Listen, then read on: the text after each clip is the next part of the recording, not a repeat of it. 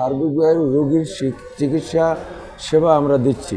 আমরা অবস্থানে আছি, যেহেতু আমাদের উপর যদি কেউ আসে আমাদের আত্মরক্ষা তো করতে হবে। আমাদের কর্মচারীদের আহত করার কারণে আমরা যে মামলা করছি তার কোনো আসামিকে এখন পর্যন্ত গ্রেপ্তার করা হয়নি।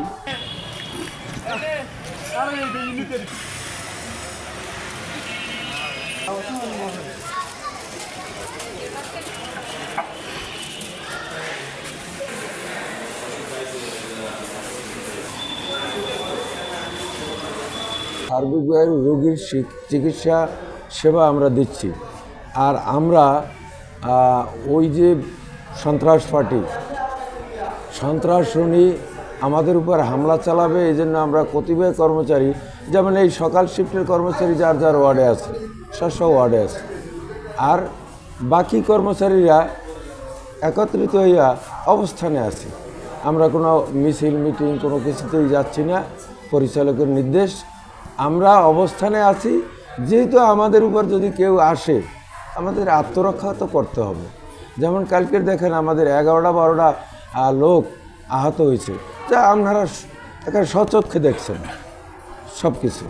এই জন্য আমরা অবস্থানে আছি, আর আমরা পর্যাপ্ত পরিমাণে রোগীর সেবা দেওয়ার জন্য আপ্রাণ চেষ্টা করতেছি। আমাদের কর্মচারীদের আহত করার কারণে আমরা যে মামলা করছি তার কোনো আসামিকে এখন পর্যন্ত গ্রেপ্তার করা হয়নি।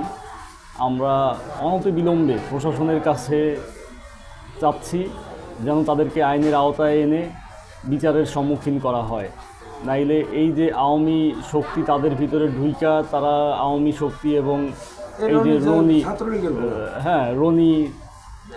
রনি সন্ত্রাসী বাহিনী দ্বারা ভবিষ্যতে আরও কর্মচারী আহত হবে।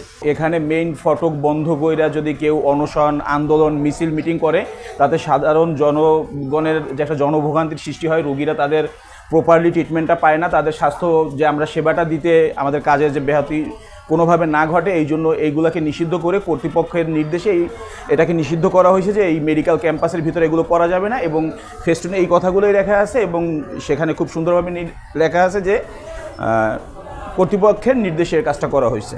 রোগীদের আমাদের আহত করে যাচ্ছে, তারা বেশি অস্ত্র নিয়ে আমাদের উপরে হামলা করছে, এই জন্য স্যার এই ব্যবস্থা নিয়েছে। আমরা বিচার চাই, ভারতে সন্ত্রাসীরা আইসা মেডিকেলের ভাবমূর্তি নষ্ট না করতে পারে, আমরা যেন রোগীদের ভালো সেবা দিতে পারি এই বিষয়ে।